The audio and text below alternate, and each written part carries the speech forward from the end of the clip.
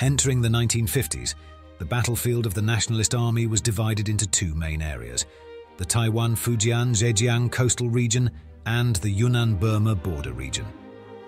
Why was it split into two battlefields? Let's start from the history of 1949.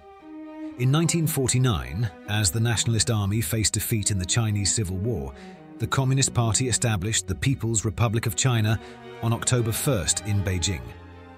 Subsequently, on December 7th, the government of the Republic of China relocated to Taipei, but many Nationalist Army forces remained in southern and southwestern provinces to continue resisting the Communist Party advances.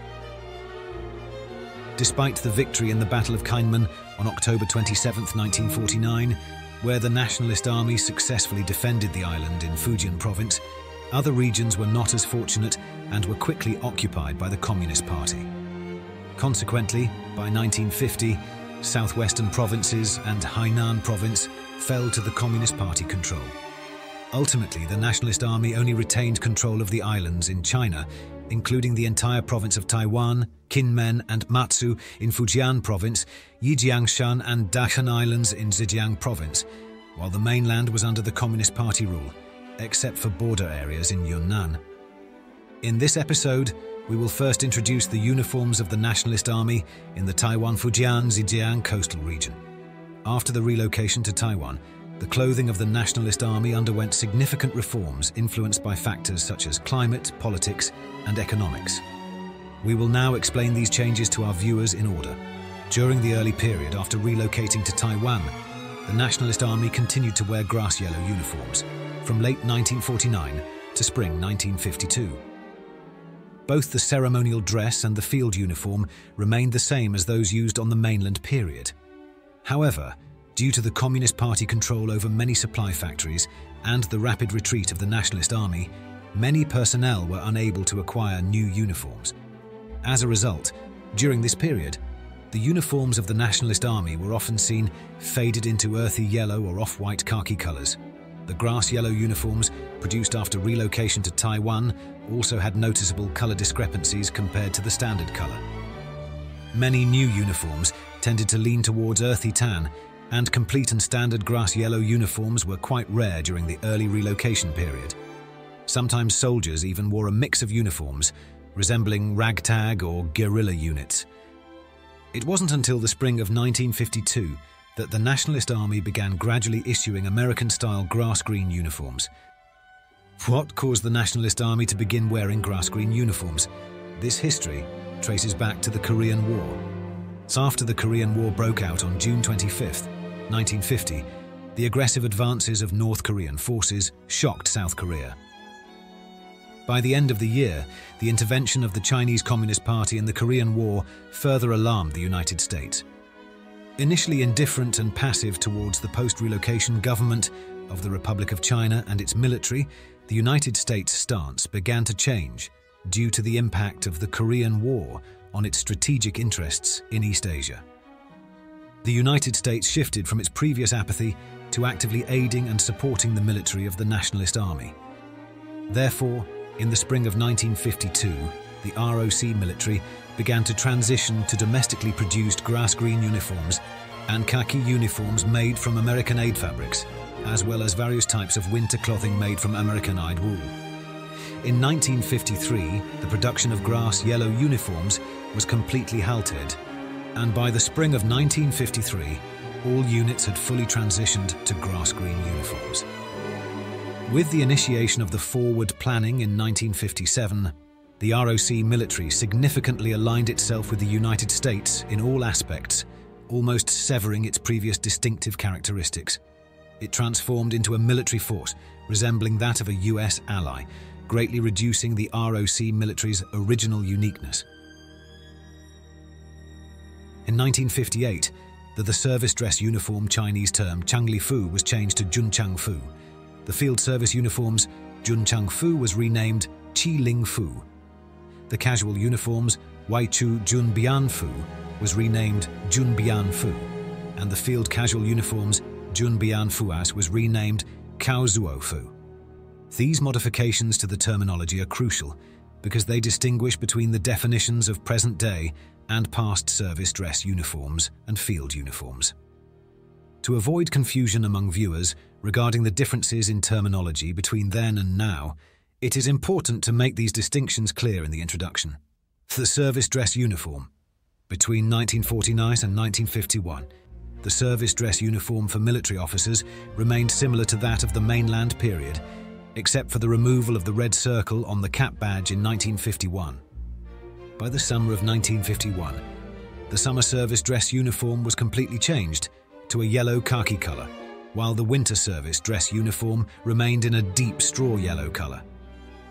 During this time, the regulations regarding the chest badge worn with the dress uniform were unclear, leading to occasional inconsistencies in their use. In the winter of 1957, the service dress uniform was changed to a Western-style open-collar suit, maintaining the khaki appearance for summer, but switching to a dark tea green color for winter.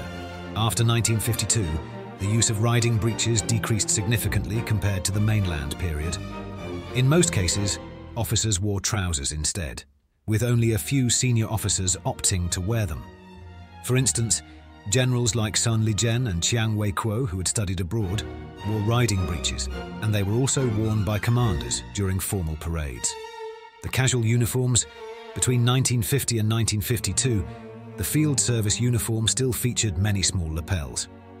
Starting in 1952, these were gradually replaced by shirts with shirt collars, and different styles such as long and short sleeves were introduced. Short-sleeved uniforms were worn without a tie, while long-sleeved ones could be worn with a tie. It was specified that the belt should match the color of the uniform, with the buckle bearing the stamped emblem of the branch of service. For the casual uniforms, only the service cap is worn. In the 1957, the service dress uniform were changed to dark tea green and khaki, with many accessories switched to black, such as the brim of the dress hat, ties and belts. Uniform began to be adorned with Army Honor Badge and ribbons, and the branch insignia on the belt was removed. The khaki service cap was standardized in 1957 and adopted by officers and soldiers, albeit in limited quantities. However, it was discontinued around 1959. Jackets. During the early stages of relocation to Taiwan, various styles of American military jackets were still used by officers, including the M1941, M1943, Jeep jackets, Mackinaw coats, Eisenhower jackets, and others. However, the most common was the Eisenhower jacket, which sometimes replaced the service dress uniform in the autumn and winter seasons. In 1952, its usage was standardized, and the wearing method for the Eisenhower jacket was established. In 1957, the Eisenhower jacket was cancelled, but it was reintroduced in 1959, albeit in a dark tea green color scheme. Officer and soldier overcoats. In the early 1950s, overcoats remained the same as those used on the mainland period. However, in 1952, new cold weather overcoats made from American woolen materials were introduced through aid programs. These were primarily used by garrison troops stationed on coastal islands in Fujian and Zhejiang provinces. These overcoats were suitable for both formal occasions and field use. In 1957, there was a shift to wearing dark tea green colored overcoats, which became quite formal attire. During this time, officers were never seen wearing them on the front lines. Soldiers' formal attire. Before 1957, soldiers' attire was quite simple, consisting only of standard field service uniforms, field casual uniforms for summer and winter, without any formal attire for official outings. Therefore, starting in 1957, in order to enhance the soldier's image, both enlisted soldiers and sergeants began to wear khaki-colored casual uniforms for official occasions. In 1958, soldiers and non-commissioned officers started wearing grey-green and khaki suits with lapels as their service dress uniform. The field service uniforms. In the spring of 1952, officers and soldiers began wearing the grass-green field service uniforms, distinguished by the presence or absence of shoulder straps and hem pocket design. Due to the relatively hot climate in Taiwan, These uniforms were primarily worn during the autumn and winter seasons. One significant difference between the grass-yellow field service uniforms introduced in before 1952 was the discontinuation of riding breeches for all except cavalry units. Both officers and soldiers switched to wearing standard trousers, and shorts were also phased out. Additionally, for personnel stationed off the coast of Fujian and Zhejiang provinces, there were cotton-padded versions of the field service uniforms, which likewise did not feature riding breeches. In 1958, the field service uniforms was changed name to the stand-collar uniform. Chinese is Qi Ling Fu. Qi Ling Fu was often used as a field jacket during the late 1950s and early 1960s, until the introduction of the domestically produced version imitating the M1950 field jacket. Field casual uniforms. In the spring of 1952, officers and soldiers began wearing grass-green field casual uniforms. Officers were required to match their belts with the color of their uniforms and wore branch insignias on their belts. Sergeants and soldiers used various styles of leather belts. The main difference between officer and enlisted uniforms was the presence of shoulder straps. In 1953, officer utility uniforms transitioned to a shirt collar style, replacing the previous small lapel style.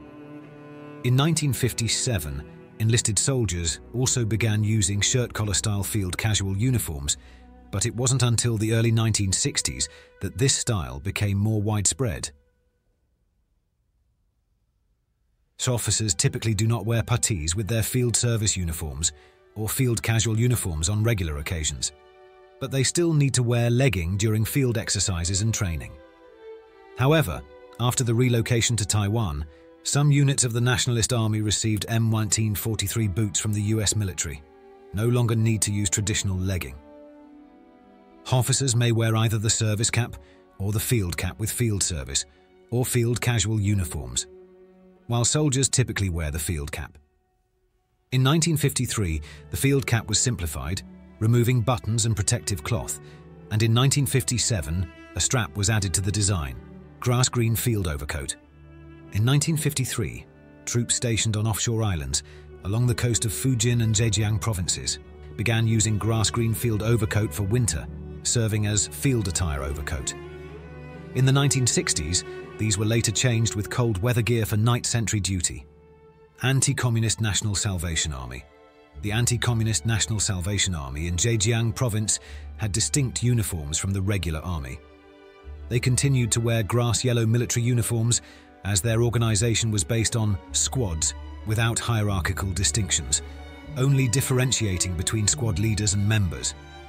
Therefore, all members wore identical uniforms without any branch or rank insignia. All members wore identical uniforms without any branch or rank insignia. However, to distinguish the position of squad leaders, they were allowed to wear the service cap, while squad members wore the field cap. Team leader also wore a woolen service dress uniform without epaulets. Additionally, in colder conditions, the Anti-Communist Salvation Army also utilized woolen field coats.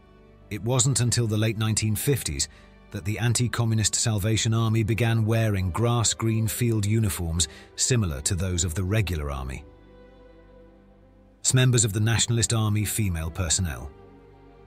The attire for female members of the National Army began to show distinct characteristics starting in 1950. In the early 1950s, female soldiers wore double-breasted military uniforms in winter and skirts in summer. By 1952, there was a noticeable change in women's attire. The field service uniforms featured a small lapel with 2 pockets at the bottom, while the field casual uniforms resembled that of male soldiers, with a small lapel but with buttons oriented differently, and primarily consisted of skirts. However, during drills they wore long pants and rubber shoes. In 1957, women's uniforms were all grass green in color, with no other options available. Since 1957, khaki and dark tea green service dress and field uniforms have been adopted. They all wore American-style garrison caps. As female members were mostly political officers or students, there were no female enlisted soldiers in combat units. Equipment. After 1950, the National Army gradually replaced its outdated domestically produced and Japanese equipment with American-supplied gear.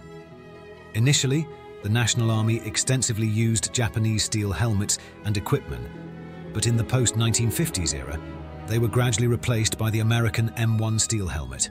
At the same time, a small amount of Germany M35 and Japanese Type 90 steel helmets continued to be in use. By 1957, the Army had almost entirely adopted American equipment.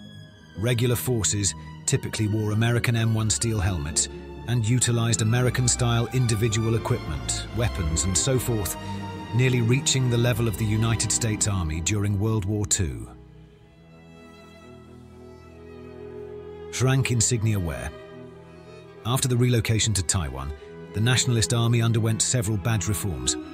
On November 22, 1950, there was a change in the arrangement of officer shoulder insignia, where ranks above major were displayed in a single-row format, except for Major Generals and General of the Armies, such as Chiang Kai-shek. On May 31, 1951, branch insignia were replaced, with some redesigned to resemble those of the US military, such as infantry, cavalry, and engineering branches. Officers wearing field or field casual uniforms and the casual uniforms no longer displayed their ranks on the shoulder straps. Instead, they adopted the US military practice of wearing the rank on the right and the branch insignia on the left. Generals had stars on both sides, while warrant officers had branch insignia on both sides. On May 31, 1953, there was a reversal of the position of the insignia on the collars, a practice that continues to this day. NCOs began wearing metal rank arm patches in 1954 without any branch insignia. In 1956, the rank of Sergeant Major was established, and it wasn't until 1959 that the NCO branch system was adopted. Soldiers did not revert to using the rank system until 1959. The above is the evolution and reforms of the National Army uniforms during the early stages of relocation to Taiwan. Can still be observed in modern uniforms. Leave a comment below the video, and we'll pick 10 lucky winners to receive our exclusive memorabilia by March 27th. If you enjoy our program, remember to like and subscribe.